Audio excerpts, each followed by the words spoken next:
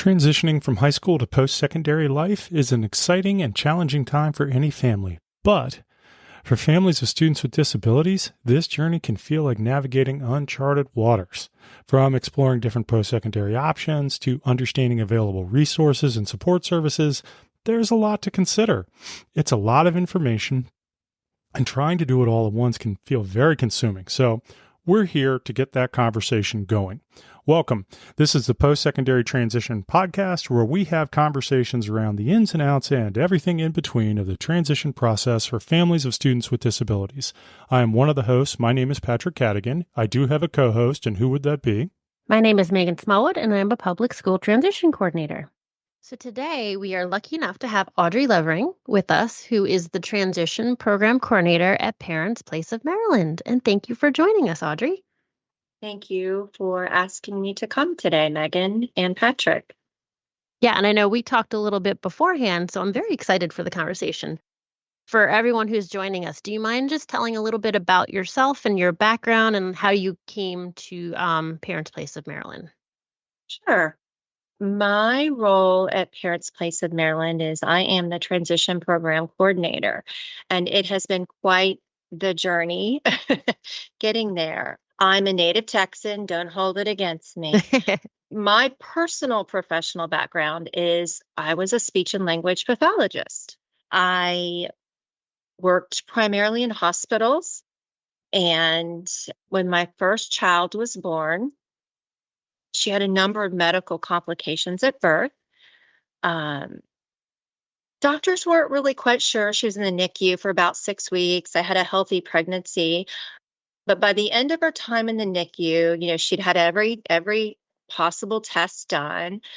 The doctors kind of decided that this was a child that had a genetic syndrome, but they didn't have a name for it.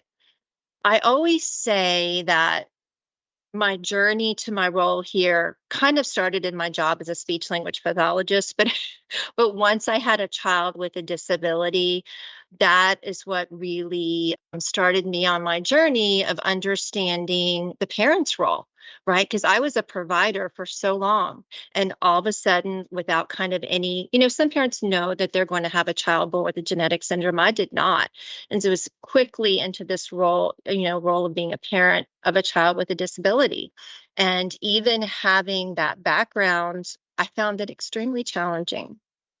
I became a stay-at-home mom. My husband travels, quickly had another child, and we moved to Maryland when my daughter was approximately going into the 5th grade. Oh, I need to back up a little bit. Since she didn't have a diagnosis, my journey was one of her preschool years were full of doctor's appointments and therapy appointments. Parents, I had this dream of play dates, and it quickly became about all of that, right?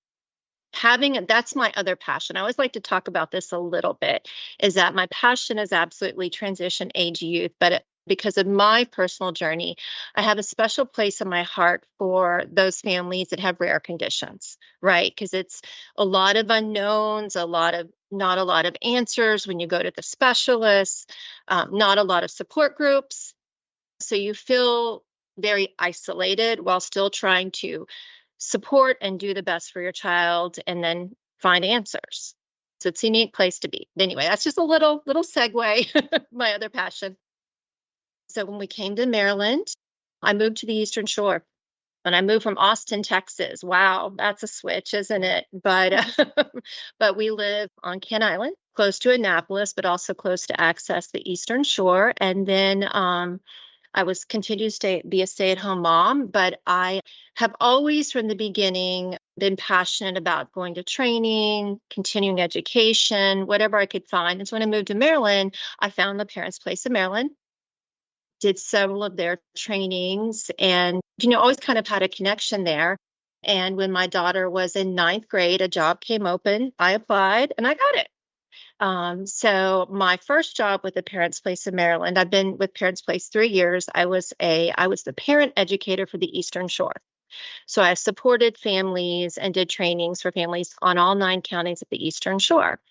And then after about a year and a half, I became the transition program coordinator, and I helped to develop information, fact sheets, trainings, anything related to transition age youth. And then I also keep supporting families as a parent educator on the Eastern Shore. That's awesome. Tell me about Parents Place of Maryland. What is it? How would you describe it? Every state has a parent training and information center. Okay, there's multiple ones in the more populated states, but when they wrote the laws, when they wrote the special education regulations, they knew that parents were going to need help. So, and in those regulations, it says that they should be staffed mainly by parents of children that have disabilities. So everyone that works at Parents Place in Maryland has a child with a disability or a very close loved one. So what we are is we are Maryland's Parent Training and Information Center for parents of children with disabilities and special healthcare needs. We serve families across the entire state of Maryland.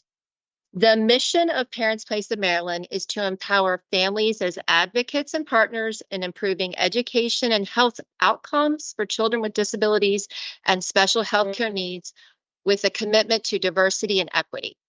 Okay, so we serve families across the entire state of Maryland. And then we were established in 1990, and we are governed by a board of other parents. What we mainly do is we provide one-on-one assistance, share resources, do a lot of trainings to professionals and parents, and we have special military outreach. We help parents better understand their child's disabilities. We help them to learn to communicate more effectively with other professionals. We help them understand their rights and responsibilities and benefits in healthcare systems. And we help them understand how to resolve disagreements. We help connect them with the community. And we really emphasize relationships and partnerships and collaboration. Very cool. I actually didn't know any of that. So They are a wonderful resource. I've known about the resource for a long time, but it was kind of one of those things that very similar to DD councils. Like that was something also recently, like I figured, oh, every state has one. Mm-hmm. And, not understanding that they're required to. I like the military part because I've had families who have had to leave with children with severe disabilities. And I was kind of like, I don't really know where to send you. So it's a great connection to have. Yes, thank you. I know we have so many military families in Maryland. So there are, 24 jurisdictions in Maryland? And when I was the parent educator for the Eastern Shore, I covered 9 counties, just as my sole job. So we really value parents because we understand that parents need support, right? Mm-hmm. So we take a lot of calls from parents. If a parent would like our assistance, you go to our website. There's a purple Contact Us tab. You put in your information, very simple, take you 30 seconds, your name, email, and then somebody will be in contact with you, usually in 24 to 48 hours, at least to initiate the process. And then we go from there. And we are just kind of, sometimes I say I'm 1-800, I need help.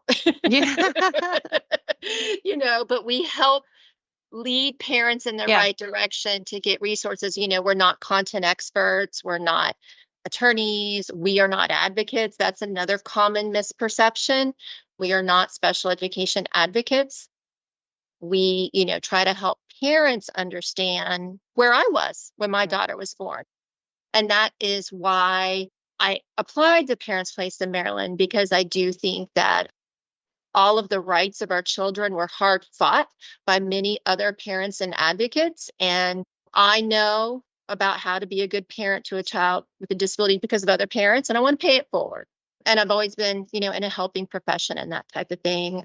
So yeah, it's a wonderful organization to work for. And I appreciate the partnerships and all the great people I'm meeting, like you guys. Yeah, it's a great organization. And like you said, it reminds me of a parent who told me years ago, and it always stuck with me. The parent is the constant. We are there till maybe 21, and the parent will be there for life. So it's so important that they have the resources and know moving forward what, everything about their child. It's true. We say that a lot to parents too. And it's like, and sometimes you need to take a step back. We say that's okay too. families have multiple different responsibilities. And parents, in large part, are doing the best that they can. What they do, it's one step at a time. You gain a little bit of knowledge every year. But yeah, thank you for asking about our organization because I forgot to mention that myself. I just jump right in because I'm like, parents' place, yes. And I know your daughter. So how old is your daughter now? My daughter's 19. Okay, so she's still in her transition journey. And can you share a little how that's been on that side? Because I know you have the whole side as the professional now, and now you're experiencing it yourself. So best of Yes, both yes, worlds. best of both worlds. So I will say it's terrifying, but I say, like any difficult journey, the hardest part was the first step. I Mhm. say that about getting on the treadmill. Like it's always the hardest part getting there. But once you're there, once you start making the first steps and you slow down, you realize there's people like you guys, right? There's people in the school system to support you. There's other agencies, there's other groups. Taking that first step, reaching out for support and taking one step at a time. Once I started doing that, everything just really started going smoothly. I know there'll be bumps in the road, but I think it just accepting like, okay, it's time to do this. And we're so lucky that the state of Maryland wants us to start. Well, we do start at age 14 or earlier. And we definitely try to promote earlier. I know in our county, we've been working a lot in the middle schools to try and get the information disseminated. But it's hard, like you said, it's overwhelming, it's scary, and I think a parent needs to be in that place and ready to hear it. But I think if we just keep sharing it with them, hopefully they'll hear it sooner. Yeah. And what really got me to take that first step, like anything else, my approach to raising my daughter is I'm going to give this my all, right? So if the state of Maryland says it's a good idea that I need to start doing this now so she can have a better future, okay. Right. That's my job as a parent, right? Hmm. I'm not doing myself any good. I'm not doing her any good if I don't at least try to follow the recommendations for kind of the best standards to help your child become an adult that has their best quality of life. And that's always been my driving philosophy. Whatever it may be, we're going to help her have the best quality of life that she can have as a child, a teenager, and an adult. Yeah. No, and that's a good point. I think it's recommended 14 for a reason. So, let's take that into consideration. And you're right, there's a lot. And I know when I sit with families, it's so overwhelming. I can see the look on their face after we go through the whole transition timeline. And I try to reassure them it's just piece by piece, like you said. And it's so many times I feel like the ones that start at 14 that are the most overwhelmed, but willing to do the research are the ones at 21 that I'm like, can you come back and talk to parents for me?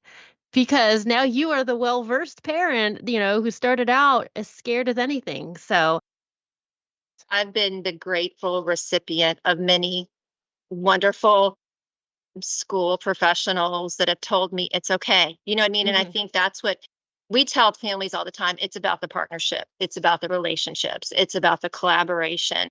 And I've always been heard the most when people say, I hear you. It's hard. Take a deep breath. And then it's like, but we got to get down to business. Right. Yeah. Yeah, So you exactly. validate the feelings while still moving towards the action pieces. Right. It's okay to have those feelings, but you're right. You need that support system to lean on. And I think it's so important when you're able to connect with other parents who are in your shoes or have gone through that experience too. So they can tell you and you can believe it will be okay. I'm particularly fascinated, I will have to say, because Audri, you are bringing the discussion. I will tell you that when Megan and I were first discussing the idea of this podcast, these conversations that we were going to push out there, the Eastern Shore was where my brain went to because I have family who are on the Eastern Shore. In fact, I have family on the Eastern Shore who were part of the education system. And so just, kind of hearing them talk about things. And then when they found out what I was interested in and they were like, oh, transition, I don't feel like there's a lot of that out here. And really, tell me about that. And, so that has always been part of, where the brain goes when, having those discussions is, well, what is it like for the families who have never heard it before? Okay, let's ask these questions. Let's talk about these things. Yeah, similarly, I do adult life planning with an organization for the autism waiver, and I have families on the Eastern Shore. And I'm well versed in our county, so when I start researching for theirs, and from what I've heard them say, it's very different. It's a very different experience. So I think that's why when we do our discussions, we talk about a lot of places in Maryland, but we also reference the fact that every state is different. And I've had parents who don't when they start thinking for the future, maybe retirement and things like that, and they're like, oh, we might move to California. I'm like, well, you need to stop and think for a second. I don't want to burst your bubble, but you need to do the research because it's not going to carry over. Right. What I tell all families is there's no perfect utopia place that will magically provide every resource that you need for child. If there is, I want to hear it. I want to go. If somebody's found it, we're going to all have a mass exodus there. But no matter where you go, you're going to have to, when your child is young, you're going to have to learn to be an advocate for your child. You're going to have to learn about their disability and how it impacts them. And you're going to have to, depending on your child's needs, you're going to need to learn about the systems of the state. So yeah, you are exactly right. And then to what you were saying, Patrick, there are, even within our state, there are vast differences in the resources, and more rural, right? The more rural the area, the less. But what I tell families, because we can't, as you can see, I have a very neutral mindset. I've lived in a bunch of different states. My job is to support parents. What I tell parents is like, where you live may not have this, but think about the good things there. Like my daughter knows everyone. So my daughter's first job experience was at Walgreens. And it was a work-based learning experience through Doors, pre-ETS. And when I picked her up every day, there was literally 2 to 3 people that she knew, because I live in a small town, that came in. So, I consider that an advantage for my daughter, right? Even though I live in a small town and it can be hard to access some things, she's developing a community of support of people familiar to her. And there are some people that would come in just to see her every day. So there's advantages. So my point is, embrace the pros of where you are. There's going to be some cons, but there's going to be some pros too. Yeah, absolutely. And I think, like you were saying too, as you're an advocate yourself for your child, it's also so important to teach them about their advocacy for themselves, so when you're not there and they are in that community, whether it's small or big, they can make their needs known and they know who they can go to for that support as well. And I know that kind of ties into some of the things you've been working on and making sure they have a choice and a say in things. Because I was going to ask about something you've been working on with Parents Place of Maryland, if you would share a little bit. Yes, I would love to. At the Parents Place of Maryland, I am working on a grant to develop materials, trainings, and videos on the topic of supported decision making. That is phenomenal. And I know that word has been passed around. Those words have been passed around. And we've talked in other conversations about alternatives to guardianship versus guardianship. But do you mind sharing a little bit about what that means? Sure. I'm going to give a definition. It's going to sound a little rigid, but I think everybody likes a good definition, right? Yeah. So supported decision making is when a person with a disability exercises their right to make decisions for themselves while accessing a support network and tools of their choosing. And so how is that different than guardianship? Because I know as soon as parents, are approaching 18, the first question out of their mouth a lot of times to me is, how do I get guardianship? I need to get guardianship. So there's a really big difference. And that's a really good question, Megan, because I feel like everybody knows guardianship. is the first go-to. And then some people know about supported decision making. So the main difference, and I think to back up a little bit, let's talk about the big so what here. Why do we need to even be thinking about this? Because at the age of 18, our children are now adults. So when you're an adult, they call that, like the age of majority. So when you're the age of majority, everyone should be presumed to make their own decisions in life, that they're capable of making their own decisions in life. And then at the age of majority, there also comes kind of the rights and responsibilities of being an adult. A lot of parents, boy, 18 sneaks up on us. And we don't think about that. And then and I say this with the utmost amount of love and respect for all parents and all individuals with disabilities, but parents think they're going to have an eternal child. And it's not, they don't mean harm by that, but it's just they think, this is the most important thing to me in my life, and I will continue to love and care and make decisions in their future. But the law doesn't look at it that way. At 18, that individual with a disability is an adult. Then there comes decision making rights. Okay. So when an adult at 18 is not able to make decisions for themselves, or doesn't want to, or isn't willing to, doesn't have the desire to make decisions for themselves, that is when an individual, usually the parent, can petition the court for guardianship. Now, that is another thing that confuses parents a lot.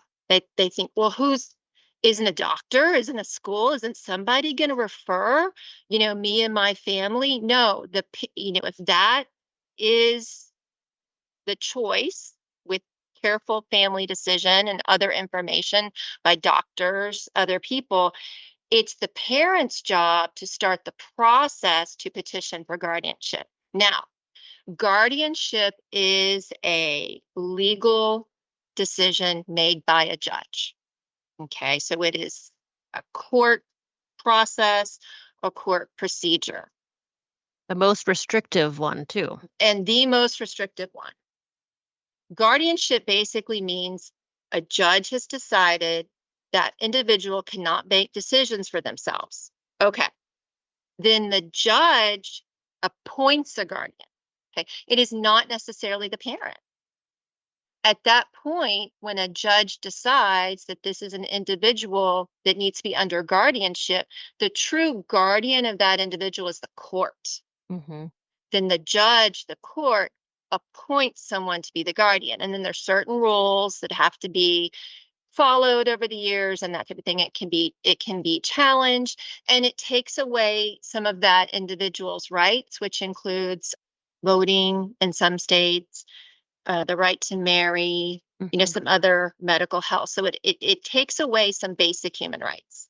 So it is the most restrictive, and the general rule from almost the National Guardianship Association, all the attorneys associations, the general rule is that you should always try the lesser restrictive options first, like supported decision making, before initiating the guardianship process. I tell families, think of it like LRE in school. That's right? A good comparison. You should try the lesser restrictive options first, always. And then if it's not working or other reasons, then go to guardianship, because you're taking away a person's basic rights. Right. And that is a decision that not to be taken lightly. Right. You bring up a good point, though. I don't think, even going through the process, a lot of families realize that the court is the guardian, and you are reporting back to them with a lot of things. And I think that surprises people after they go through the process, and they're like, well, what is this I have to fill out every year? I have to check on every year. So you are reporting to somebody. It's not just, that's it. And I know it's frustrating, like going back to what you said, thinking of your child as the eternal child. because I know some families I've worked with that at 18, they get very frustrated because they're in their mind, I'm the mother. I should have this say. And I say, I understand that, but they are technically an adult. And think of, if you have an 18-year-old who's getting ready to go to college, you wouldn't have a say there. So unfortunately, it's the same thing. Yeah, and it is true. And parents, I think you see it too, is like their intentions are good, Yeah. but sometimes this is with all parenting, like even not having a disabled child, over parenting, overdoing things for any child can cause more harm than help. Right. You know what I mean? So, but we want to protect our children. So that's where I go back to keep learning as a parent. I know we're all we're also overburdened with time, but as much as you can, try to attend. I know you got all school districts offer training through like their Partners for Success, their CCAC, the Autism Society, listening to this podcast, because I have to tell you, I probably heard about supported decision making when my daughter was younger, and it didn't really sink in. But I feel like supported decision making is one of those things that you have to layer. Like you have to hear a couple times and then it starts making more sense.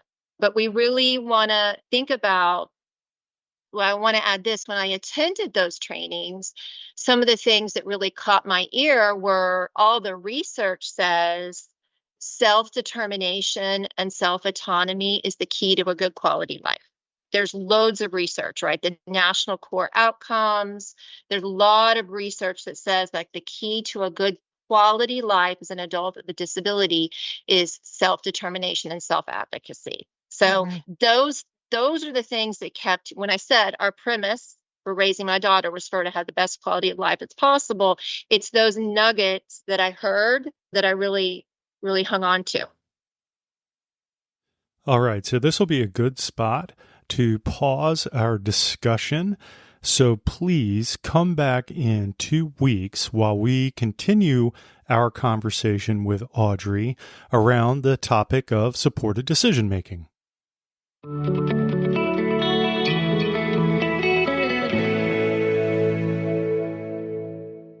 We would love for the information from this and all our other discussions to reach as many families as possible, and we need your help to do that. So please like, follow, and share our podcast. You can find all our conversations on the major podcast platforms, including Apple, Spotify, YouTube Music. That's just to name a few. So please share and share often. You can always find links to the information from this discussion in our show notes. Check out our YouTube channel. We've done some of the legwork for you by curating videos of topics that revolve around transition. We have playlists. We cover guardianship, alternatives to guardianship, able accounts, and there's still more to come as we are finding those videos that we think will be valuable to use. So please be sure to subscribe there as well. And then finally, check out our website, which is full of information and links to resources around the transition process. So make sure to go to www.postsecondarytransition.com. We thank you so much for the time you spent with us and look forward to talking again soon.